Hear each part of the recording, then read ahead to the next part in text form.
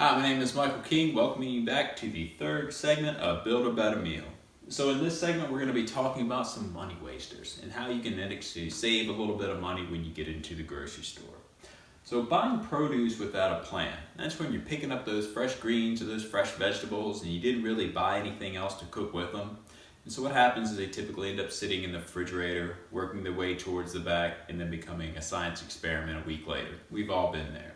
That item gets thrown away, so that's basically throwing money away. The next thing is buying in bulk without a plan. That's when you go to one of those big stores like Costco or BJ's or Sam's Club, and you pick up that big bundle of items, more than you can actually consume. And so again, what happens is it ends up going bad or expiring before you get a chance to use it. The next thing you want to talk about is buying produce out of season. So in Virginia, we have the winter months where not a whole lot of things are growing. And so what happens when you try to buy blackberries or blueberries or raspberries or strawberries? Those items get a little bit more expensive because they're having to be shipped in from other areas where they can grow. So you're paying for that truck to bring it over, you're paying for the storage, you're paying for all those extra expenses just to get those fresh vegetables or those fresh fruits.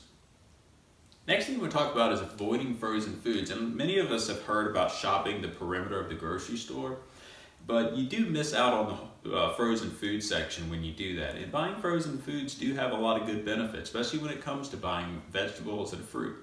Because when those vegetables are picked and then they're flash frozen and then put into the bags, you actually retain all the minerals and vitamins that you want out of those vegetables without having to add in a lot of preservatives. And so buying those frozen vegetables, you can get good deals, you can plan ahead, you can stock up a little bit, and so you can save a lot of money there.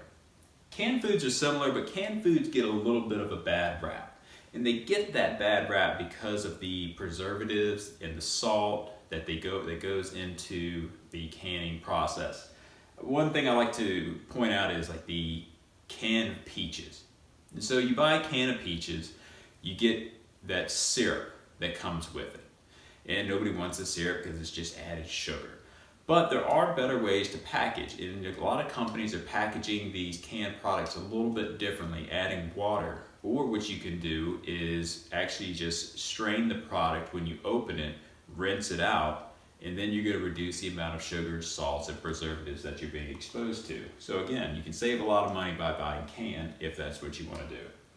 Last thing is about buying your snacks, your groceries at a convenience store. Because we all know what you're paying for. You're paying for it to be right there when you want it, and you're paying for that convenience. So they're going to jack the price up.